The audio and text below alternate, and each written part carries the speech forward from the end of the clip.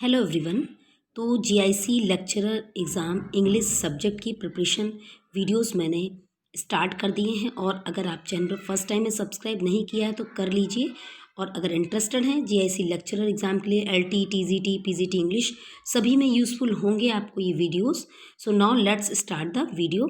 जैसा कि जॉफरी चौसर को हमने कल से पढ़ना स्टार्ट किया है और तब तक पढ़ते रहेंगे जब तक इसके जितने भी क्वेश्चंस 3-4 डेज में नहीं कंप्लीट हो जाते हैं। तो उसी सीरीज का है ये सेकंड वीडियो जी है। जॉफरी चौसर, जैसा कि मैंने फर्स्ट क्वेश्चन कल था, Joffrey Chaucer was born in the year, तो इसका राइट आंसर है 1343। कल मैंने इसमें ये 1340 बाई मिस्टेक लिख गया था, तो सॉरी फॉर माई मिस्टेक। आप भी इसको अपनी नोटबुक्स में जहाँ भी कहीं आपने लिखा हुआ है उसको करेक्ट कर लीजिएगा। आंसर होगा 1343। एक्चुअली ये डाउटेड है। 1340 से लेके 1344 के बीच का समय माना जाता है। जॉफरी चौसर के बर्थ का कोई एकदम क्लियर नहीं है ईयर, लेकिन कोई कहीं कहीं किसी बुक्स में 42 मिल जाता है, किसी में 43 मिल जाता है, लेकिन ज़्यादातर जगहों में 43 मिलता है। तो Joffrey Chaucer was born in the year 1343। तो चलिए अब आगे बढ़ते हैं। जो हमारे इस आज की इस वीडियोस के क्वेश्चंस हैं, इसको मैंने करेक्शन के लिए स्टार्टिंग में दे दिया, तो प्लीज़ आप इसे करेक्ट कर लीजिएगा। एंड अगेन आई से सॉरी टू यू ऑल। हम पढ़ रहे हैं क्वेश्चंस चौसर और चौसर की एज को लेकर के। तो चौसर की एज जो थी वो 1340 से 1400 के तक मानी जाती है। तो उसी दौरान हुआ था 100 ईयर वॉर। 1337 में 100 ईयर वॉर को माना जाता है। तो 100 ईयर वॉर जो था was a series of conflicts in western Europe from 100 year war. 14th and 15th century का ये 100 ईयर वॉर बहुत ही फेमस था। तो ये 100 ईयर वॉर जो था, ये कॉन्फ्लिक्ट्स मतलब ये जो स्ट्रगल हुआ था वेस्टर्न यूरोप में, ये कब से कब तक हुआ? तो ये 1337 में स्टार्ट हुआ था और 1453 तक चला था। एक्चुअली ये 100 ईयर वॉर जो था वो कॉन्टीन्यूस नहीं हुआ था, ये बीच बीच में रुक रुक कर होता था। तो इस वॉर में, जैसा कि अभी पहले वाले वीडियो में मैंने बताया था, इस वॉर में जॉफरी चौसर ने भी टेक पार्ट किया था और इसी के दौरान उनको बंदी बना लिया गया था और बाद में एडवर्ड थर्ड ने उन्हें 16 पाउंड की फिरौती देकर आज़ाद भी करवाया था। तो ये जो वॉर था एक्चुअली लास्टेड इन 116 ईयर। दरअसल ये 116 साल तक चला था। 1337 से 1453 तक जब हम काउंट करते हैं तो ये 116 ईयर्स होता है। और ये जो वॉर था ये इंग्लैंड और फ्रांस के बीच हुआ था। ये भी हमें याद रखना है एग्जाम पर्पज से कि ये वॉर इंग्लैंड और फ्रांस के बीच हुआ था और 116 साल तक चला था। इसका टाइम जो है 1337 टू 1453 है। The black death was a plague pandemic reached England in. तो जो ब्लैक डेथ उस समय 14th सेंचुरी में एक बहुत बड़ी घटना थी, द ब्लैक डेथ। और एक पेंडेमिक था जस्ट लाइक टुडे, जो आज का हमारा कोरोना वायरस पेंडेमिक है, उसी तरीके से ब्लैक डेथ एक पेंडेमिक था जो कि 1346 में स्टार्ट हुआ था और 1353 तक चला था। लगभग 7 ईयर्स तक चला था और ये स्टार्ट हुआ था यूरेशिया और नॉर्थ अफ्रीका से। तो ये इंग्लैंड कब पहुंचा था? क्वेश्चन हमारा ये कि इंग्लैंड में कब आया, इंग्लैंड के लोगों को इसने कब प्रभावित किया? तो आंसर है जून 1348 में इसने ये इंग्लैंड आया और इसने लगभग 1/3 आबादी को मतलब समाप्त कर दिया। इतने लोग 75 to 200 मिलियन लोग मारे गए थे, इस मृत्यु हो गई थी इतने लोगों की इस पेंडेमिक में। तो इसका जो वायरस था, तो ये बैक्टीरियम यर्सीनिया पेस्टिस इस नाम से जाना जाता है। बैक्टीरिया, इसका साइंटिफिक नेम भी हम कह सकते हैं bacteria Yersinia pestis. Next question है the peasants revolt led by Wat Tyler. तो पीसेंट्स रिवोल्ट जो था ये वॉट टायलर के नेतृत्व में हुआ था। तो कब हुआ था? 1381। ये बहुत ही इंपॉर्टेंट हिस्टोरिकल फैक्ट्स हैं जिनको याद रखना है। तो ब्लैक डेथ 1348 में इंग्लैंड में हुआ था और पीसेंट्स रिवोल्ट वॉट टायलर के नेतृत्व में 1381 में। और ये इंग्लैंड में पीसेंट्स रिवोल्ट हुआ और इसको वॉट टायलर रेबेलियन भी कहा जाता है, क्योंकि वॉट टायलर जो ने इसका फाउंडर थे, इन्होंने उसका नेतृत्व किया था। और इनके बाद आता है नाम जॉन बॉल का। जॉन बॉल एक इंग्लिश प्रीस्ट थे जिन्होंने इसमें बढ़ चढ़ कर हिस्सा लिया था। तो पीसेंट्स मीन्स होता है पुअर फार्मर। तो ये आखिर ये पीसेंट्स रिवोल्ट क्यों हुआ था, ये किसान विद्रोह क्यों हुआ था? तो the imposition of the unpopular poll tax of 1381 में। तो 1381 में जो पोल टैक्स इट मीन्स पर हेड टैक्स, जो उनकी वहाँ के लोगों की स्थानीय सेवाएं थीं उस पर टैक्स लगा दिया गया था, थोपा जा रहा था, ज़्यादा टैक्स लगाया जा रहा था। इस वजह से ये पीसेंट रिवोल्ट हुआ था। मतलब जो चलन में नहीं थे उन टैक्सेस को भी लगाया जा रहा था, वहाँ के लोकल लोगों पर हेड उस टैक्स का भी बढ़ा दिया गया था, जिस वजह से ये रिवोल्ट हुआ था। Next question, Chaucer joined English army at the age of, Chaucer ने इंग्लिश आर्मी को किस एज में ज्वाइन किया, तब उनकी एज कितनी थी? So the answer is 19 years. Chaucer joined English army at the age of 19 years and because Chaucer joined the English army that's why he got opportunity to visit many places. उनको अवसर मिला, मौका मिला जगह जगह जाने का और लोगों से मिलने का, तरह तरह के लोगों से मिलने का। इसी वजह से Canterbury Tales is the result that he travelled extensively. और कैंटरबरी टेल्स जो है वो उसी का रिजल्ट है कि उन्होंने इतनी यात्राएं की थी, इतने तरह के लोगों से मिले थे और उन्होंने उसी को actually Canterbury Tales is the picture of 14th century society. तो 14वीं शताब्दी की जो सोसाइटी थी उस समय का पूरा चित्रण इन्होंने किया है अपनी इस कैंटरबरी टेल्स में। अपने कैरेक्टर्स के माध्यम से उन्होंने कैरेक्टर्स को पिक किया है जो कि उस सोसाइटी के लोगों का रहन सहन और उस समय की थिंकिंग और हर चीज़ को शो करते हैं। Chaucer got entry in royal court at the age of, तो चौसर को एंट्री रॉयल कोर्ट में कब मिली थी? जब वो 17 ईयर्स के थे तभी उन्हें रॉयल कोर्ट में एंट्री मिल गई थी, जॉब मिल गई थी। And he was attendant of Elizabeth, वो एलिजाबेथ के अटेंडेंट बन गए थे। And Elizabeth was a countess of ulcers की एज में चौसर को रॉयल कोर्ट में जॉब मिल गई थी, वो अटेंडेंट बन गए थे एलिजाबेथ के। And Elizabeth was the countess of Ulster and wife of Lionel.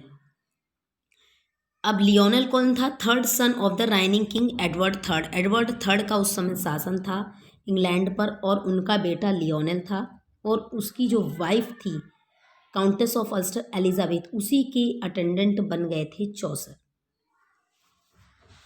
Next question, Chaucer was born in the reign of, तो चौसर का जन्म भी एडवर्ड थर्ड के ही समय में हुआ था। बहुत ही इंपॉर्टेंट क्वेश्चन है कि चौसर का जन्म किसके शासनकाल में हुआ था? तो at that time there was the ruling of Edward third and after it two more points also necessary to remember us, दो और चीज़ें याद रखना बहुत ज़रूरी है। 3 जो किंग थे उनके समय में चौसर का पूरा लाइफ स्पैन बीता। तो एडवर्ड थर्ड के समय में तो चौसर का जन्म हुआ था और एडवर्ड थर्ड के समय में उन्हें रॉयल कोर्ट में एंट्री भी मिल गई थी, वो अटेंडेंट बन गए थे उनकी एडवर्ड थर्ड की डॉटर इन लॉ के। अब रिचर्ड सेकंड के शासनकाल में उन्होंने आराम से अपना जीवन जिया, पूरा जीवन जिया। उसके बाद जो उनकी डेथ होती है वो हेनरी फोर्थ के गद्दी पे बैठने के 1 साल के बाद ही चौसर की डेथ हो गई थी। तो इस तरीके से वो उनकी जो डेथ हुई वो हेनरी फोर्थ के कार्यकाल में हुई और वो जिए रिचर्ड सेकंड के कारण। उनका जन्म के समय एडवर्ड थर्ड का रूलिंग थी इंग्लैंड पर। तो इस तरीके से Edward third, Richard second and Henry fourth, तो रिचर्ड सेकंड के टाइम में लिव्ड थ्रू, ये याद रखना है, and died in Henry fourth. Next question, which character the shows romantic idealism in the Canterbury Tales, तो कौन सा ऐसा कैरेक्टर है जॉफरी चौसर की बुक द कैंटरबरी टेल्स का जो रोमांटिक आइडियलिज्म हमें दिखाता है? तो द नाइट्स टेल, और the Knight's Tale is the first poem of Canterbury Tales. तो नाइट्स टेल जो है वो फर्स्ट टेल भी है कैंटरबरी टेल की।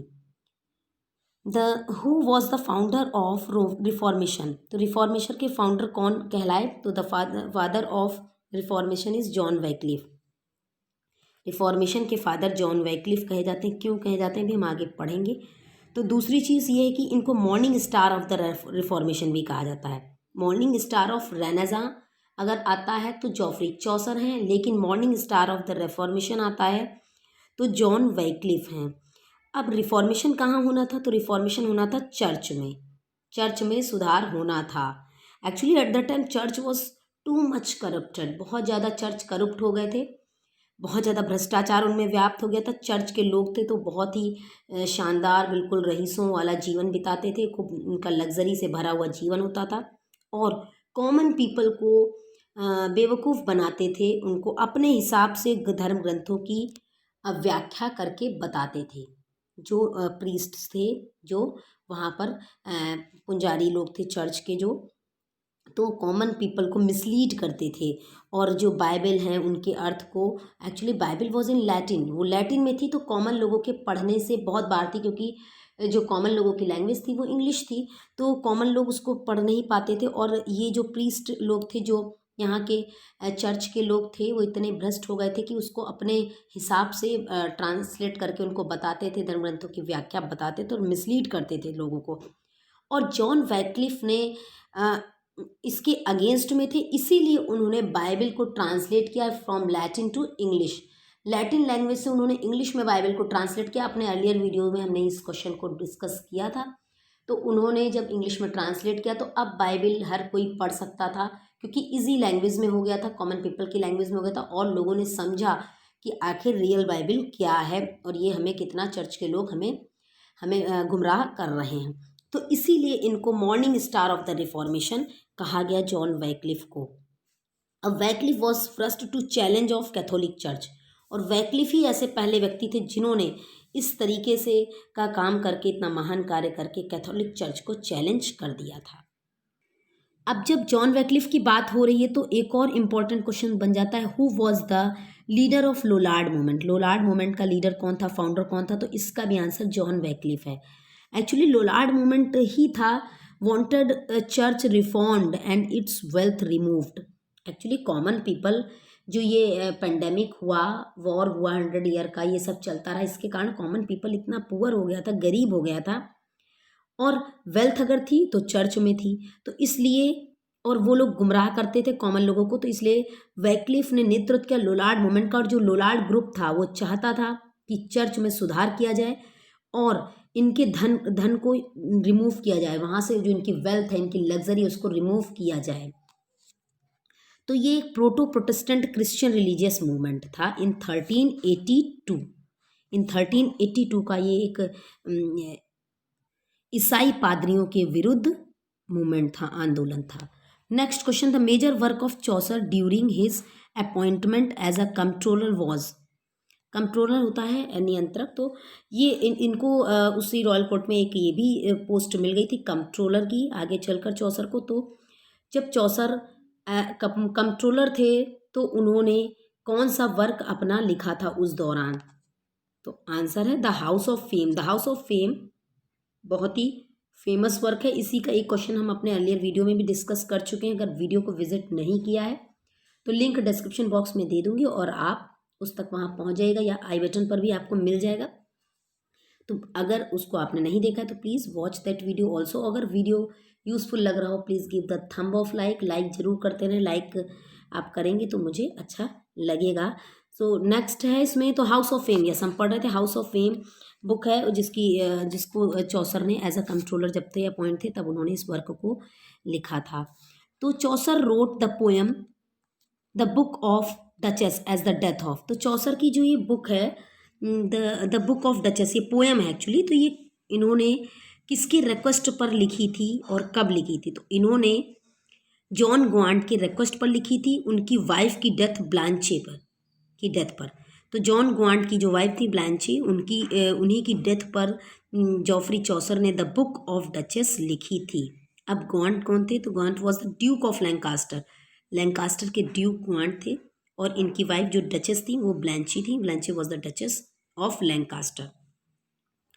तो ये थे आज के क्वेश्चंस, और आई होप गाइज आपको वीडियो अच्छा लगा होगा, और साथ ही चैनल पे फर्स्ट टाइम में सब्सक्राइब जरूर कर लें, बेल आइकन प्रेस कर लें, मेरी वीडियोस का नोटिफिकेशन मिल जाए टाइमली जैसे ही मैं अपलोड करूं।